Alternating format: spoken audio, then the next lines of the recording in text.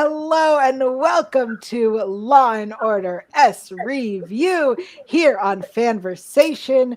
It is time for season 23, episode 6, the 500th episode. Wow, Taylor. That's my decoration today. I love it. So prepared. Thanks. I am Yael Tygiel. I'm joined as always by my amazing panel. We're all together for the 500th. Felicia Michelle is here. Hello, Felicia. I am. Cheers. Popped a little bottle for the 500th. So yeah. So if I'm slurring already, you know why. Amazing. Taylor is also here. Hello, Taylor. I sure am. Hello, everyone. We're all celebrating. We are so excited. 500 episodes. What a milestone. I cannot believe it. Before we jump in, as always, this is not our 500th episode of SVU, but it is an episode. So if you're new, welcome. We would like to make sure you have a hotline if you need help. If you've been assaulted, please reach out to RAINN. Their number is 1-800-656-4673. 1-800-656-4673. What does that spell? It spells hope. And you know what? Felicia was drinking, so I had to just get that in before she stopped. I didn't even really need a drink. I just did it so you knew it was a safe space for you. And then she I thought because I was like, thought you were tricking me out. I thought you were gonna be like, oh, psych, and pull the straw away and say it. But this is literally what I live for. So thank you for giving that to me, Taylor. Again, yeah, of course. So it's going great. So far. Happy 500. That's my gift to you. Amazing. Also, if you are new, this show makes some jokes that might not be appropriate and you might not find funny. I mean, most people don't find them funny, but that's not the point. Even I don't usually find them funny. Thank you. So consider this your content warning. This is 500 episodes. I'm going to say some shit, and you've been warned. Thanks. Dun, dun. Also, if you are watching us on Spotify, welcome. We are some of the new podcasts that are available to watch on Spotify. We're also on YouTube. We're also on iTunes. We requested that people go and rate and review us on iTunes. We have a new rating, no review. So I don't know who did it, but thanks for the rating. Thank you. It's 5 stars. Oh, yes. This is a person who follows directions. You said if you gave us 4 stars, then you have to tell us why. They gave us 5 stars. True. Don't have to do anything. Thank you. Yeah. The rule book, yeah. All right. The episode, the 500th episode is what it's titled. The description is Amaro and Olivia. Well, that's interesting. It's written weird. Amaro's friend and Olivia's ex-boyfriend, Burton Lowe, asked SVU for help with overturning a wrongful conviction in one of Cragen's old cases. All right. Let's start with the case part of it. What did you think about the story of the case? Taylor? I thought it was pretty interesting. I liked the scene where they went back and did, what do they call it? Cognitive reenactment. I thought that was interesting. I thought the guy that played Ian was a really good actor. I thought he did a really good job in that performance. And I liked that, I mean, I'm sure we'll get into it when we talk more about Amaro, but I thought the DNA sampling and how we were talking about how technology has come so far and that can reopen some old cases, I thought was interesing. So I actually really liked that part of it.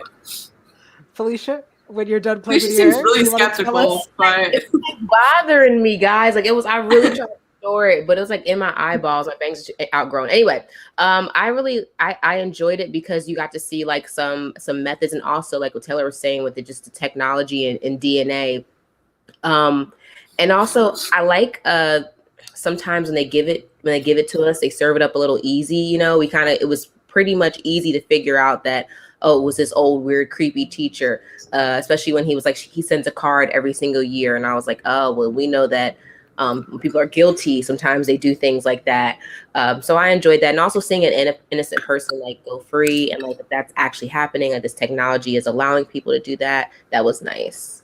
Yeah.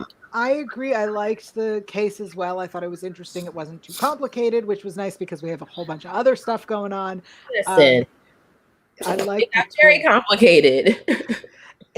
But the case itself of that it wasn't the boyfriend, that it was the teacher, why he wasn't suspected, the fact that he confessed, Daryl in the chat says he was like a father to her, tipped it for me. Yeah. He paid extra attention to her. Red flag. Chuck. It's like that Twitter meme, like the red flags. Red flag, red flag, red flag.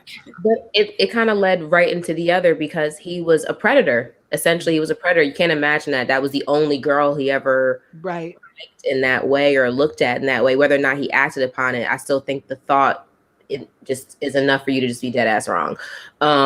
So he's a predator, and then we move into another predator. Yes. Or maybe you want to consider him a predator. I don't know. Oh man, we'll talk about that in a sec. Zach says, really felt bad for Ian seeing him go back to what happened with Haley.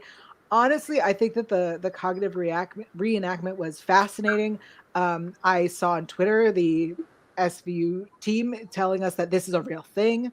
And it was interesting, and I like that we're doing it. It reminds me of how our team evolves with their techniques, and like just like the technology evolves, so does our team, and I love that. The case itself was fine. I do appreciate that he confessed and we didn't have to like sit through the trial because there was other stuff going on. So let's talk about the other stuff because as we know, I don't like when we hit a milestone and they like pull from footage and then change storylines. For example, the Hector Ramirez case where like we see this thing that didn't happen that we didn't talk about. So I absolutely love that we went back to season 1 storylines. We went back to this tale that we heard from Benson about her teen years, about this college guy, and we tied it all together. I was so excited. I absolutely love the use of the clips because those are what those clips were talking about. I hope other people felt this as well. I was like, oh, I know what episode that is. Oh, I know what episode that is for the old clips. I loved it. What did you guys think about this continuity, which we know I love? I really liked it. I was like a little skeptical, to be honest, when I kind of read about what this episode was going to like bring into the picture and what it was going to cover. Because I was like, I don't know, is that really like what we wanted to spend like the 500th doing? But I feel like I was proven wrong because it is really interesting, and I think it does pay a lot of like respect to Olivia's character and her character development, and adds a lot of layers to her character too, because we've had this like backstory for a long time, but to see her like reckon with it and even continue to learn about like herself in relation to what she's investigating, I think was really interesting and actually a really cool thing to touch on in this episode. And I think they did a really good job of it too, like making her struggle with topics that she's never really had to reconcile with before, like face to face. So I really liked it and thought it was handled really well. Yeah, I totally agree with you. I think the questions that were brought up for her, the conversation that she had to have with herself is fascinating. And I want to have these conversations. But first, Felicia, what did you think? So, I mean, obviously like that it was almost like we watched her as more of a victim, right? So we've seen in the past like victims who don't realize that something is wrong. And it's like she has this realization that, oh my gosh, like this, I didn't realize how wrong it was. I didn't realize like what type of person this was. Because for her, this was a relationship that really defined a huge moment in her life. And to figure out that this person really all the way through this thing really wasn't a great guy, and he had been in your mind for so long. And if anybody has ever like dealt with any wrongdoing from someone, and sometimes maybe in a position where you were like vulnerable or you were just ignorant to the fact of some things, you know, as you can happen when you're young, when you realize it and you're older, like, oh my goodness. And then the fact that she had extended kindness and the benefit of the doubt to him, I feel like almost like she felt like she was betraying herself, kind of like there was a lot of conflict in there. And I'll talk about one of my favorite scenes when we get to lines, but and she was challenged. And of course I loved the looking back, and because it includes all of the elements of why we love Law and Order SVU. Like, you know, got to see her and Stabler like those really personal storylines, but sometimes they don't get to do that with Olivia because she's been there so long. So sometimes finding out new things or exploring or re-exploring things about her is exciting. I know that I was sitting there watching and I was like, Yael's like, oh my goodness. Yes. She's probably like over there just like talking to herself and screaming as they do these flashbacks. And us getting to see Amaro back and them all back together in a group setting was amazing. I feel like Finn got a little bit of the short end of the stick this particular episode, reading 500th and like not so much at all with him like in it. But that's just my, I got a little something to say about everything. So. I agree. Honestly, look, no one is saying that this isn't a show that Mariska has led for 23 seasons, for 500 episodes. She is 100% the lead of the show and is carrying the weight of it. But I agree with you. I was thinking about all the Twitter messages of love and support that were going out to the cast and Mariska. And I was like, I know that Ice-T wasn't there from the beginning, but he is the second longest. And he has been there since season 2. And he also is part of this. Like, he is also a big part of it. That's a good point, actually. Yeah. Major story arcs with his family, things that are very personal, his own traumas. And so while, we explored her trauma in a much different way, but I'm sure he has some more things to unpack. Just his character is not just there to always be the punchline. I'm sure there's more things to unpack in that. Yeah. I'm with you. He deserves a little bit more credit. Yeah, more respect than that. A little more screen time than that this episode. Yeah. I will also say, I know based on tweets from Warren Light, this episode was A, longer than a normal episode, and B, supposed to be even longer than a normal episode. And they had to cut it. And I have not yet seen the cut scenes. They were going to release them ahead of time, but they were not released. And I personally was going to wait to watch them after, but I have not seen them yet. So there were more scenes. So it is possible that the scenes that we want, which would be more from Finn, a little more. I almost forgot he was even in that, like for a split second, The scene that I wanted to see was the fact that Rollins and Amaro used to be intimate, and now she's with Carisi, and I wanted to see that ship interact. We got a little moment with Warner there. I was like, what is she putting out right now? That was such a look she gave them. So I think that didn't take care of it, but she was looking a certain way at them when they visited her little, I don't know, the room that she works in together. And I was like, she is throwing something out there for sure with that face. I have to go back. I must have missed it. I have to go back and check. Was she? You thought she was like throwing it, or like? I didn't catch her face. Oh, okay. Well, I'll screenshot it and I will send it. I'll tweet it out because I was feeling some kind of energy coming from her in that scene at the end there. She was giving them a little look. I'll screenshot it. Oh yeah, Daryl says Warner was fishing for something. I was exactly. Thank you. We also have people agreeing in the chat. Adrio says, I wish the core group would have been more represented, especially Finn. I wonder why they chose Amaro. I think that's a really great question. I do appreciate the progress of Amaro. I appreciate finding out that he went back to school. Yeah, good for him.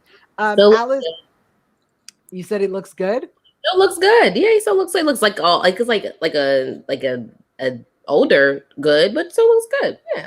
I like an older baby face, real young. When we kind of met him, his daughter's 15 now. So just the so he's a little older. He's a little daddy. Alice Jones says will be the 1000th episode and still unpacking Finn. True. I will say, if it took 23 seasons to do 500, that's very far away. Yeah, and was it Sarah says, hi, Sarah says, yes, I wish it had been 2-hour nights. Yeah, that would have been nice, a part 1 and part 2. Yeah.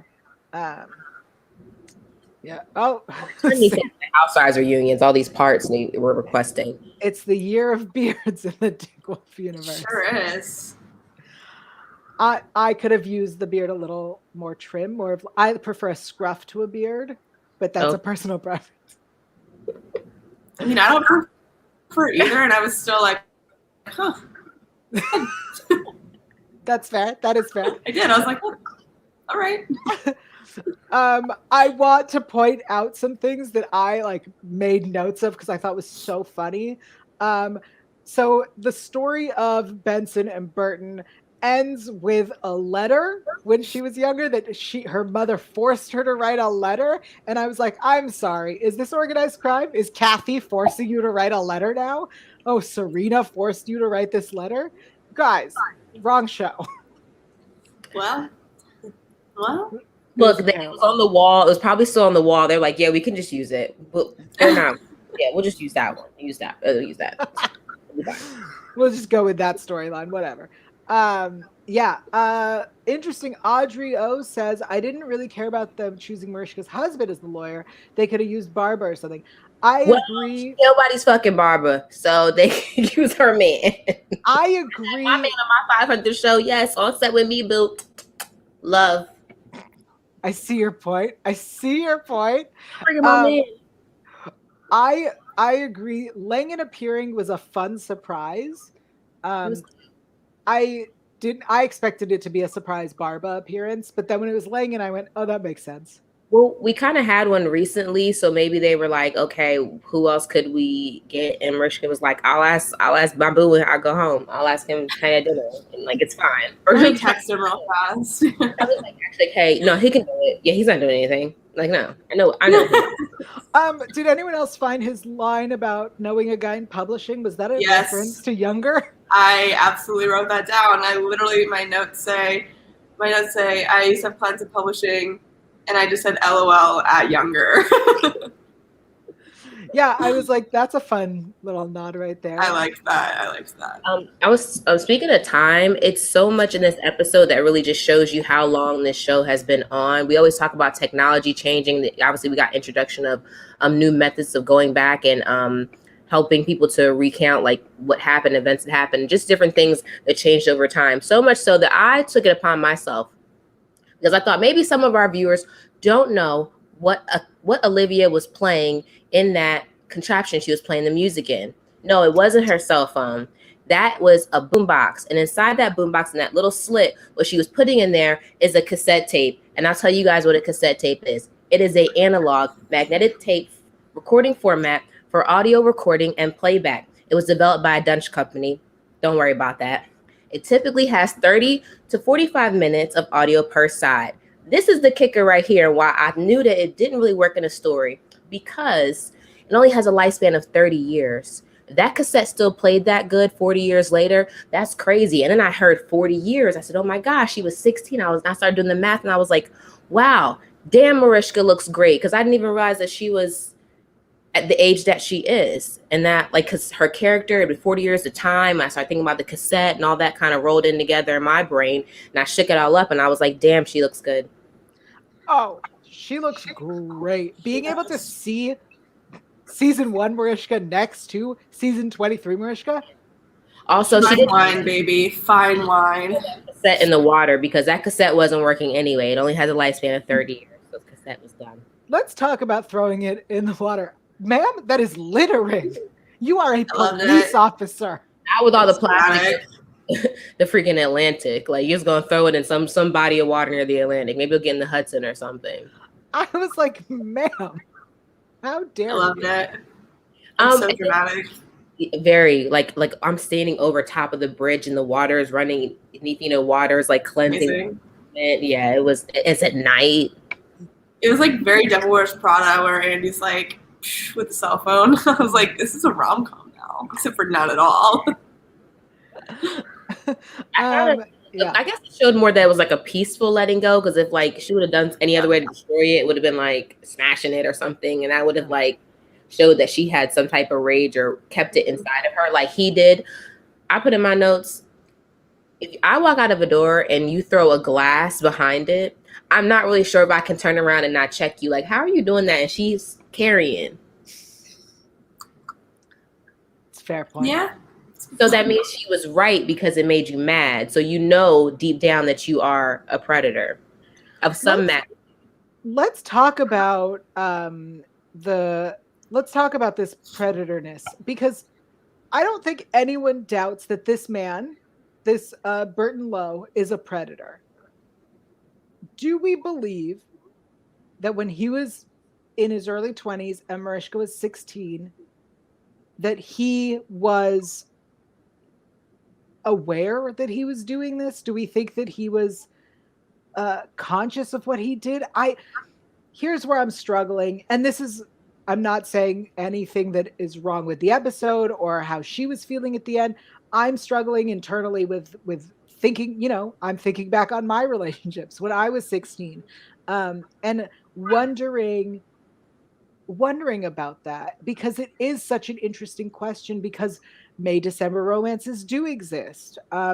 And I would say college students with high school students do exist. And we do have Romeo and Juliet laws that, account for this. So it's such a fascinating conversation. And I wonder if, he said that when someone flirted with him, did he flirt back? Would he, make a move? That's who he is. It was a different time, whatever. He thinks that it's okay, but he understands what he's doing at this point. He doesn't necessarily understand that he's grooming, but he does understand that, that he's doing something. Do you think he understood what he was doing at all with Olivia? Does that make sense? Am I making any sense? Yeah, you are. I think it's such a fine line. I don't know that I can answer that question, especially not saying that it was right back then, but I think especially 40 years ago, lots of different cultural conversation and what people see as acceptable. You know what I mean? So I think that that's also something to kind of take into account when we talk about that, and what each of them were probably feeling back then, and what the conversation would have been about the relationship outside of them too. I think it was really interesting. It really muddied the water sort of, because like I said, it, of course it's not right for someone in their mid-20s. That's wrong. Wrong, and it is grooming, but it's more complicated than that, especially if you have like you said, someone in college and high school. If they started dating, they were both in high school, only a couple years apart. When does it get wrong, and when does it? It's complicated. I just want to clarify, because Daryl asked, does it matter if he's aware? I'm That's not. true. Correct. It does not matter if he's aware. I'm just wondering. Sorry, I want to clarify that I'm just asking questions, not that I think that it was okay. This is how it is in most stories that we see on screen, and a lot of stories that we see in real life.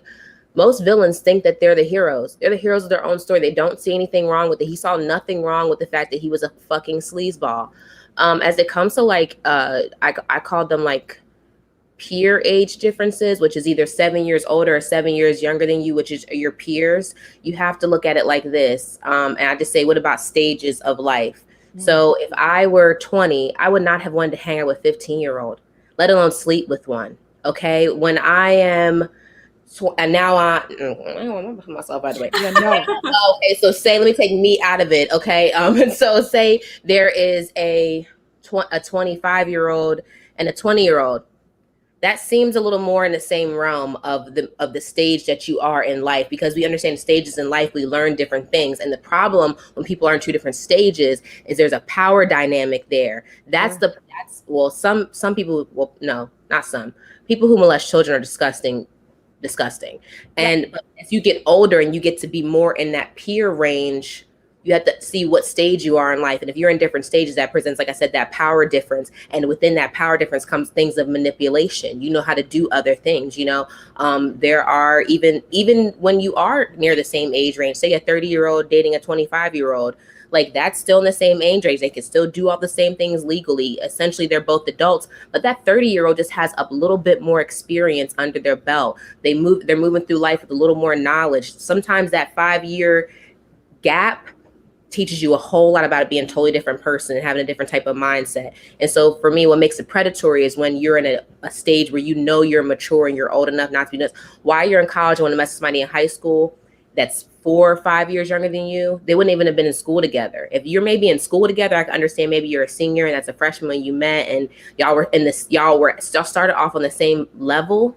But even then, you're moving on to different spaces. And so, like I said, when there is obviously a power dynamic there that creates a sense of vulnerability for the younger person, that's when I think it's wrong. Now, 35 and a 40-year-old, y'all grown, y'all grown, you know, but as you get to that younger age, no, those stages in life are very important. It makes it very different. I will be telling, and if I have future children, I will be telling them that, like, no, you cannot be 18, you know, dating a kid. Like, you can't do that. And in this situation, I do think it was wrong, even more so because her mother was his teacher.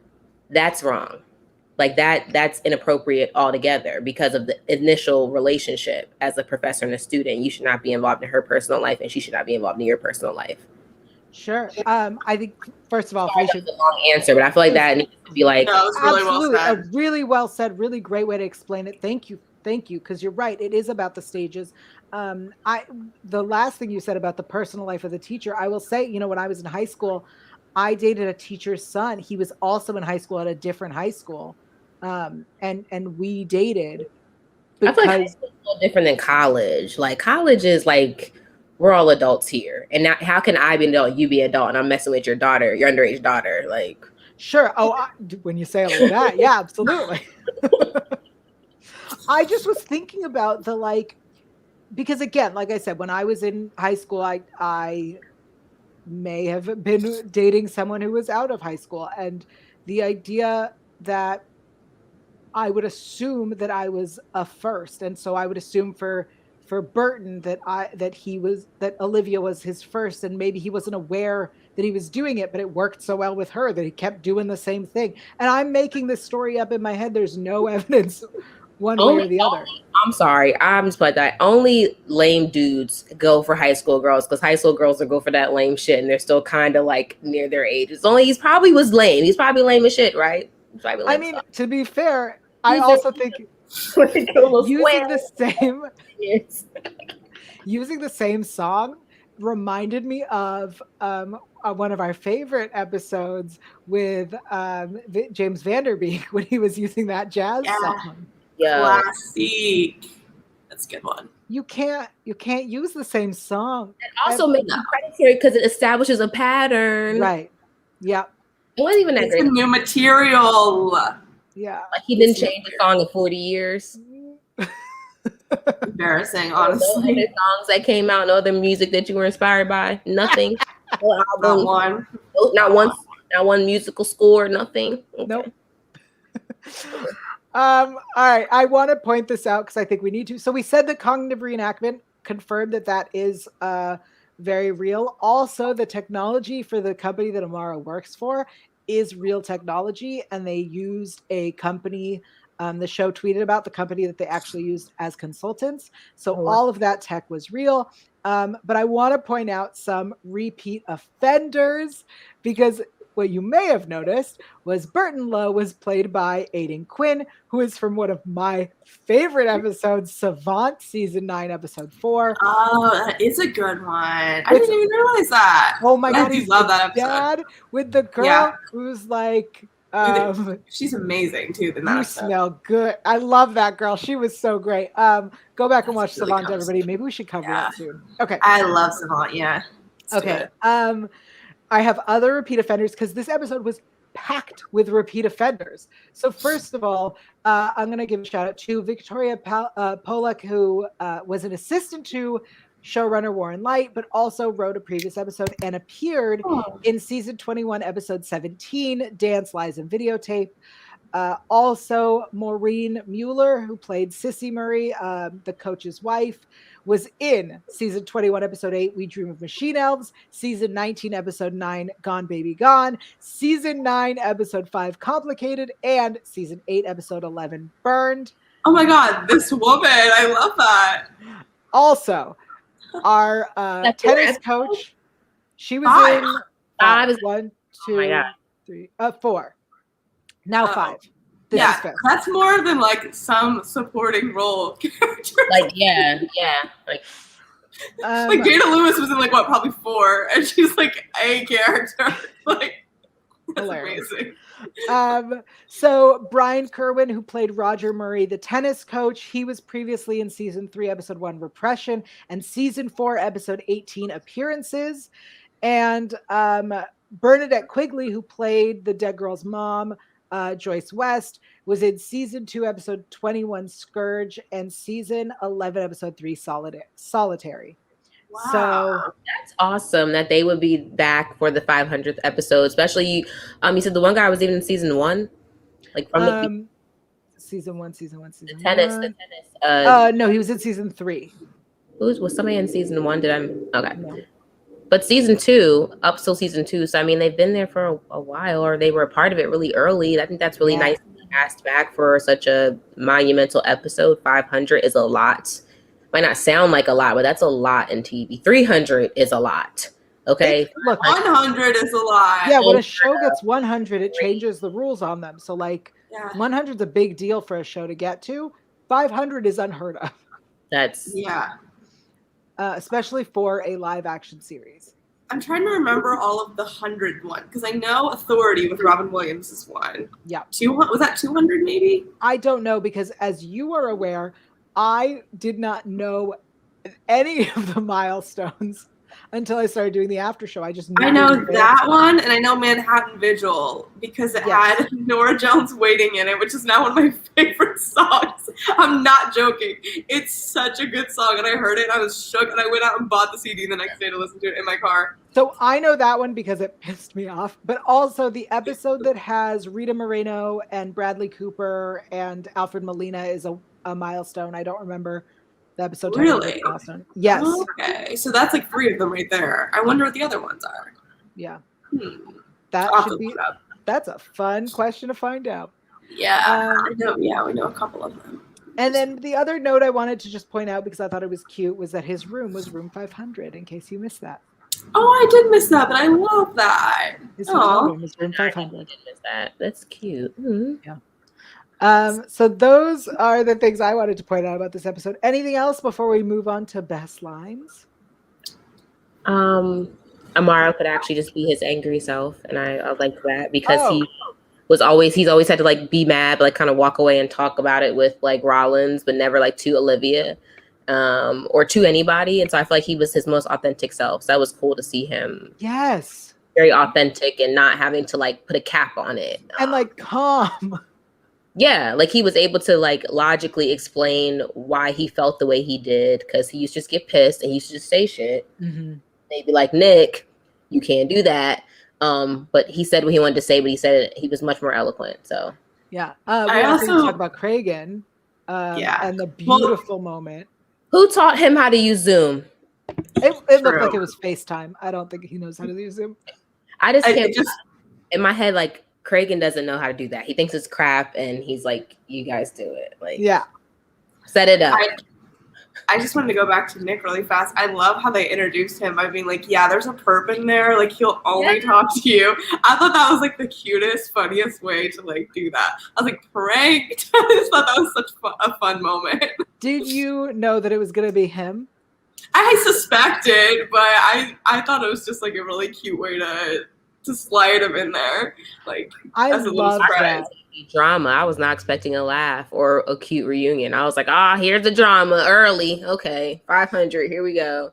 But that was a pleasant surprise. I also want to say. Oh yeah. Sorry, no, this is off topic. Oh, I just wanted to say, I think for a 500th episode, this was great. It had continuity, which we know I'm annoying about. It brought back people we know and love. It didn't bring back everybody, but it brought back a lot of people we know and love. It had some twists. They may not have been surprising twists, but They're no Send in the Clowns, but right. Nothing is Send in the Clowns, but it was twists. I mean, I think the coach was not the twist, but the fact that the girl shows up and is like, "How could you be with this guy? He's a predator." That's a fun twist. Like, especially because I think Olivia was like, "Oh, I have Noah, and like they're pretty solid, and her mothering and her being a single mom, and oh my gosh, your first love I think is very special. It's obviously very special to most people, no matter how it ended. That feeling, that initial, that this one person made you feel those feelings first, is super special. And like, you know, if it didn't end bad, you know, he did no wrong in her eyes until that point, until that very point. So I think maybe she even thought she might want to even give it a go again. He's helping to innocent people. He's a crusader just like her. And I don't know. She slept with him, and I was like, girl, you could do better. Here's what I want to say, because this is our show, and I can say whatever thought comes to mind. So I'm gonna say it. Aiden Quinn in Practical Magic, all about it. Aiden Quinn in Savant. Yeah, okay. Aiden Quinn in the 500th episode? No, what are you doing? No, stop. The vibes were off. I'm just saying, we talked about how she aged so well.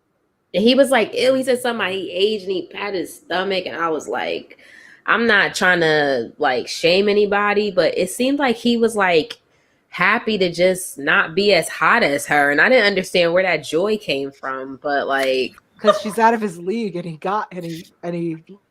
she was always out of his league. Predators and people like that see a special something in somebody, and that's why. I'm saying Aiden Quinn, Practical Magic. I would say same league. Rewatch them. I'll have to go back and look then. Now is the season to rewatch Practical Magic, everybody. It's true. And he was great in that. One would even say handsome. I mean, Taylor might not, but everyone else would. Objectively, sure, but I also thought Amara was objectively handsome in this. So I can appreciate aesthetics. Yeah, I thought he was really good. He was hot. I like the beard. He seemed like he had less drama. I wonder what's going on with him, Maria, though. Like, yeah, and Gil. Anyway, let's get into best lines, because I'm sure we have some. Yes. All right. Felicia, do you want to start us off? Yeah, because, you know, Taylor got to finish up, but she wrote every single line down from the episode. I have only 4. Oh, okay. Wait, do I have more than one? I have 1. It's all right. You go first. I'll go first. All right. My line one of you two. My line was when Finn says, I knew this guy was bad news, because multiple times watching this episode, and every time I go, helpful. Thanks. That's my line. I have that on my list too. I have Burton saying, "Oh, are you saying that you're a victim now?" When she was confronted him and was like, "What you did is considered assault." Like, period. I was 16, you were 21. Right. And then this is my favorite one. Nick, thank you. And I appreciate that you have graduate degrees, but I've also been here a very long time, so I don't need your expertise. But thank you so much. I wrote that too because it was so bitchy. I was like, so here for it. I read it back so many times. I was like, yes. I was like, but it really showed that like that shit was getting to her. That shit was bothering her, and it was getting to her. And you know, Liv will lie to her therapist, so she will lie to herself. Yep. Thank you so much is what really got me about that. You can buck along. And you know, physician heal thyself. To her was I thought of it showed his growth, because before he would just argue her down, but instead he was like, "Oh, you're right. I do have graduate degrees. Here's a quote," and I walked in. Dissertation. Yeah. There you go. Here's one line for you. Since when she said that, I was like, she once said, "I appreciate that you're smart now, but you're not smarter than me." Right. Honestly, that line, I'm so glad you wrote it, because as it happened, was like, I got to write this down. And then I was like, it's too long. I'm tired. It was really long. I watched it a couple of times to get sure I got it down correctly. It was good. Any other quotes? No, that was it. And I had the Finn one that you had. Okay. All right. Take us. Well, I just love that we had the meta thing of this guy being a podcaster, because I knew I wanted to talk about that on this show. The fact that he's staying in this fancy hotel podcasting has been very good to me. I want to clarify to the audience, we are not making bank off of this, and that's not usual. okay, we can't stay in that hotel because of this. But I guess I'm glad that he can. I'm glad he wrote books. do that. He wrote books. It's too. true. Hold on. I'd like you to PSA this, please. Please, yes. Oh my God. Everyone, we are not making bank off of this podcast, nor are most podcasters. This guy, he is an anomaly, and it doesn't happen very often. I just need you all to know that this is a labor of love for us, and we're not doing this to stay at the Ritz. Thank you. That was a PSA. Stay at the Ritz. We'll probably split a drink all between the three of us at the Ritz bar. Yeah. Yeah, that's exactly right. right. I think it was at the Plaza, but whatever. I just thought of whatever fancy hotel I could think of on the top of my head. I loved it. All right, go on. Thanks. Go. I mean, keeping with that theme, I liked the mom's line about this because I thought it raised a really interesting point. Like, I'll never let death be entertainment some people listen to while they work out. I was like, that's really fascinating because it's true. Like, the true crime is so popular right now. I know this was probably based a little bit off of Serial and things like that. And I think that's a really interesting point to raise. What are the ethics of that? Investigating this stuff, but also kind of putting the people that it actually affects through that again. So I thought that was kind of just an interesting line to raise. And then finally, I loved it so much when Cragen was like, "Thank you, Captain," to Olivia. How he just talked about how he was so proud of her. That got me. That really got me. So I really liked that. It was that full circle. It's crazy that we got to see all of this unfold in real time, essentially, about how she started out as a little detective and now she's in his shoes, and he got to recognize that. And it's just really wholesome. I agree. I think you're right. That his captain was so beautiful. That moment, and I absolutely love it. And you're right. She talks about how when she got to SVU, first of all, she says Stabler had already been there and she was new. And we have never seen day one. I'm just saying, if we wanted to do that now that we're at 500 in, it might be fun to throw that back. It might be fun to see.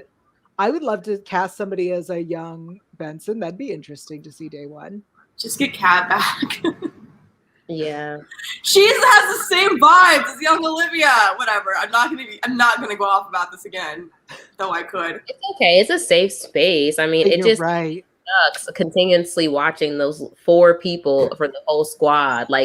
The word squad has more letters in it than there are people in the squad. I don't understand. Can we just get at least one or two more people? It seems bare. It seems like even the Power Rangers had 5. This doesn't make any sense to me. Every good group of crime fighters has more than 4, unless you're the Ninja Turtles, and they're different because they're fucking Ninja Turtles. I mean, it's the 5-man band is what it's called. So come on. I will say one of the thoughts that crossed my mind. Last name McGrath. We didn't have any McGrath this episode. We didn't have McGrath I thought he was gonna fuck shit up, but he didn't. So I'm happy not to see him. But I just wanted to say, something that crossed my mind is that the Cat and Garland didn't get to be part of the 500th episode. They got removed just before, and how much has that gotta hurt? Arthur Fisk meme right now. No, seriously though. Anyway, we're not going to keep talking about this. Maybe we'll get. Remember, I was saying before, and I was like, in order for this to make sense to me, we have to be getting something. Something has to be coming. Something has to be on the way. I just don't believe that universe taketh away and don't give it anything back. I just can't believe that. So when I see Amaro there and him talking about working with this new technology, I'm just like, maybe this can help, and maybe we'll see him again doing similar things like this, because now he is reconnected. Now the squad does know he does this. Now I don't know how it would be working with Olivia, because he technically wouldn't be under her, and I think he doesn't operate in that space anymore because he realizes that was a long time ago and he's grown now. But maybe he can come back in some type of capacity, because we got to get somebody, right? Yeah. I mean, we know that we have Velasco joining the team, and that he is now a regular. I'm happy that he was not, because it would have not been fair if he was in the 500 episode. That would have been super unfair. Oh, I agree. I appreciate that we haven't seen him in 2 weeks. That's not to start shit. Was a little weird that Elliot didn't make any appearances. So a lot of people pointed this out. It just did not. I'm assuming it did not work out time wise. I think there was. That's fair. That's fair. But like, it's not fair. He was in a flashback at least. Not the way. I know, but like this. Not the way y'all been using SVU to promote organized crime and try to and bait us to watch it. Not the way y'all been doing that. And he couldn't come along with that goatee that I cannot stand. I would have appreciated him just like being there. Like, y'all did not use us for all these episodes of trying to make us watch this other show, and then didn't even have him in there. I mean, he was in there, and I guess in the flashback way, and I think maybe they felt like that was enough. And then you had the nerve to okay, be quiet. No, and then they had the nerve to finish the thought. How you continuously like literally like putting like, I'm asking you for vodka straight, and you're like keep putting pineapple juice drop by drop in my drink, and I told you I'm allergic to pineapple juice. Like, why do you keep doing this? Like, I don't want this. I just want it straight. I want what I ordered. I didn't ask for no mixer. I didn't ask for nothing on the side. I asked for what I ordered, and you keep adding stuff in it that I didn't ask for. I'm sick. Did you get beet juice, Felicia? It was beet juice. Someone brought her beet juice. I asked for a triple berry smoothie, and it was beet juice. Like, y'all keep giving this, to us, and then like not even having him a part of it. Sarah in the chat says agree. It's just like you would think that would be the easiest get, and yet not 5 seconds. I think Cragen was the easiest get. It was a FaceTime call. I know, but like, does he even act anymore? Like, were they like, please act again for like 3 seconds for us? You know what I mean? Like, he's next door. Well, he is next door. He's probably so sad because they had to pay him. So get your money. I'm not even mad. And exactly. People, so I wouldn't be mad. We're running low on time. Sorry, guys. No, I loved it. This was great. Before we do the poll, I want to remind everyone, because I think there's an interesting conversation to be had about podcasting and what that looks like in the real world. And and as Taylor pointed out, we do this as a labor of love, and therefore we also make swag as a labor of amusement and not to make money. All of us, have other jobs that we are doing, and there are other places we'll tell you in just a bit where to find us, because that is how we pay our bills, not with this. We do this because, well, we're obsessed with this show, and I force them. Obsessed with each other as well, so. Yes. I do appreciate that I don't have to force you guys. But I do have people. That's what you think. I'm in Yael's basement right now. Shut up, Taylor. So yes, if you would like to buy our ridiculous merch. Great beginning of an episode of Law and Order SVU. So sorry. Guys, write us in. Write us in. You can take it. Take that idea. It's fine.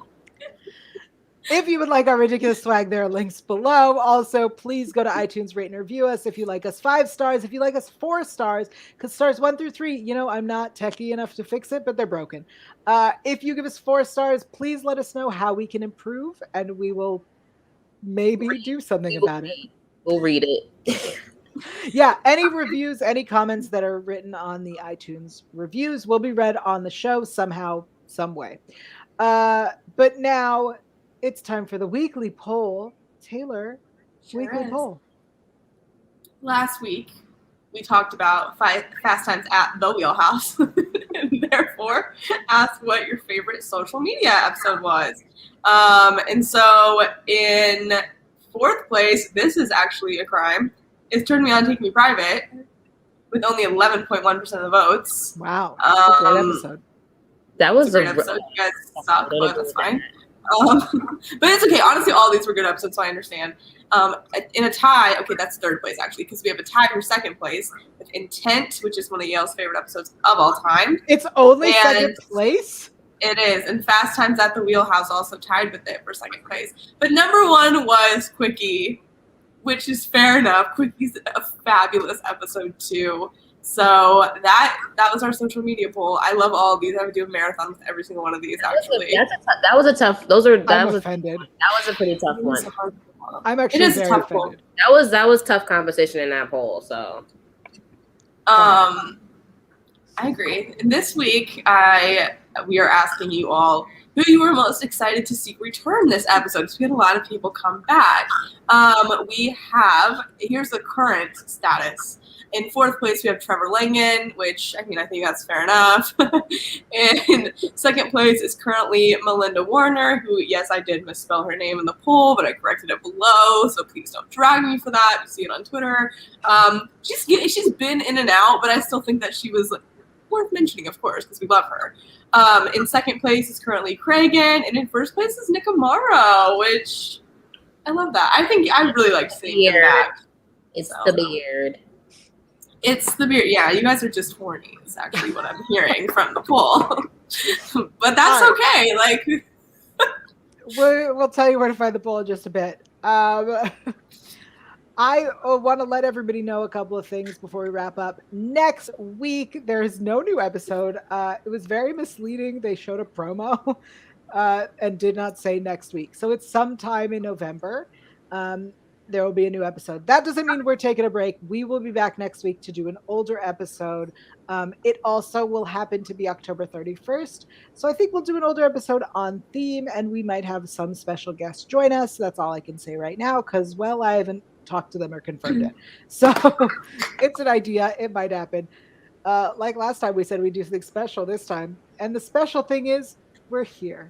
I drank. we showed up. Yeah. I'm in your basement. Blink 20 US. I'm kidding. I just want to make that very clear. Stop attracting police to my basement. I made this. It doesn't say help for some reason. Yeah, but if you turn the other way and you have to read the code. Yeah, it's code. At least I feed you. So I think that's everything I need to tell everybody. But I didn't talk about what we learned. Oh, we didn't. You're right. Oh my goodness, I skipped it. We do this show every week. Every week. You can forget this part. And never prepared. Never prepared. Never prepared. I'm gonna say this. We're gonna do what did we learn, and then I have a special announcement at the end. But what did we? Okay, I'm ready. I learned what I've learned. Okay. I learned about cognitive reenactment. I liked that. I liked that I learned that. And it's real. And it's real. That's what I'm saying. I learned about that. That was a real world thing. I love it when they take it into like what's actually happening. If you're in the chat, please write in what you've learned. Please. The weirder the better. The more out of pocket, the better. I learned that Nick Amaro is still hot, and I like the beard.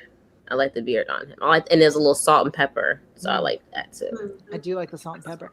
I learned the opposite. Aiden Quinn is not still hot.